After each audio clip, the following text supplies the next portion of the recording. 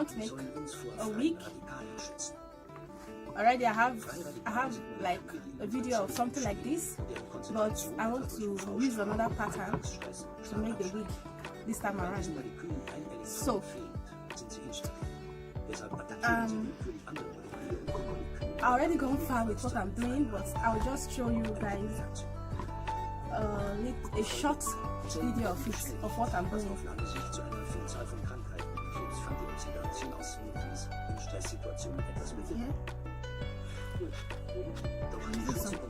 to hold it down, and here also, and then the back side. You can't see me, you can't see what I'm doing very well, but at least you are following it. And now,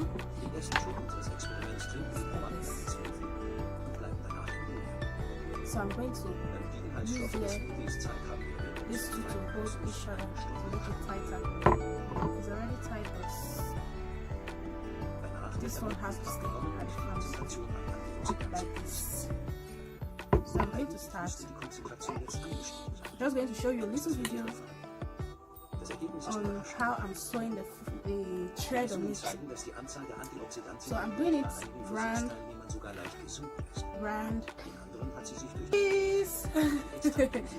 So I'm going to start now to show you. I think the camera is far, so let me shift it closer. So you're not going to see my face that much, mostly my head. What did you know? You started it. So you're not going to see part of my face and my head much because I've shortened the camera stand. What? Yes, I'm here. Where's the cover of the...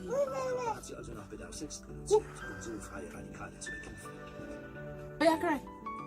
Say you were crying. Cry now. Cry, let your fans see you crying. Let's see how your mouth looks when you are crying. So, let me start now. I'm going to give it a C-curve sewing.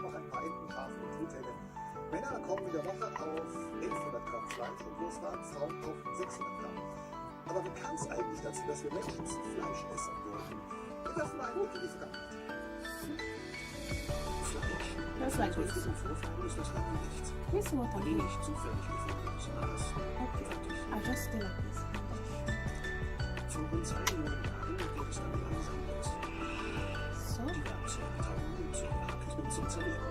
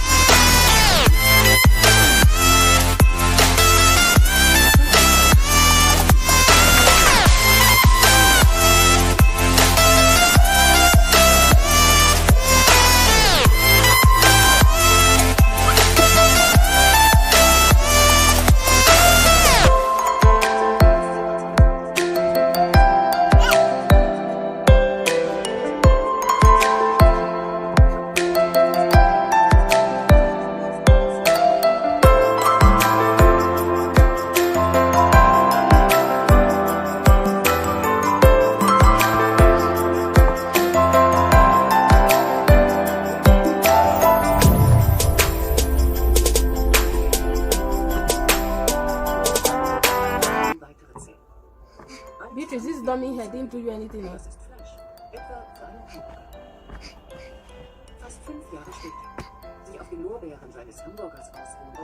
So I'm done with the sewing, and here is my pattern. And here is my pattern. my center part, and I'm going to use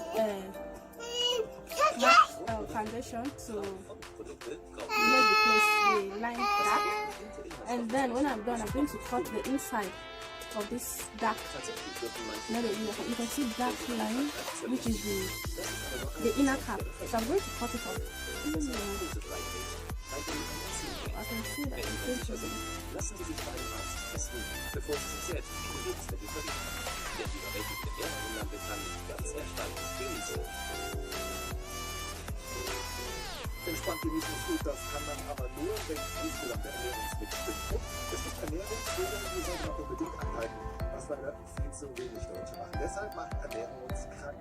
59% der Deutschen sind übergewichtig. Jeder Dritte hat eine nicht-alkoholische Fettleber. Von allen Ländern Westeuropas haben wir die geringste Lebenserwartung. Die Deutschen essen sich zu Tode, warum ist das? Woran das liegt? I know you won't be able to do that. Okay. So here I have two crochet things. I bought this one new, just opening it for the first time. So I'm going to try it. If it's too, the mouth is too tiny for what I'm doing, and I will do this one. And here I have my hairs. I made them myself. I didn't order them. I have to choose them, like tie, thread, and then make them on it. So I have everything already made. Ist das Antwort A? Sie haben einen bitteren Geschmack, den Kinder intensiver schmecken. So. Oder denken Sie, es ist B, der K-Punkt.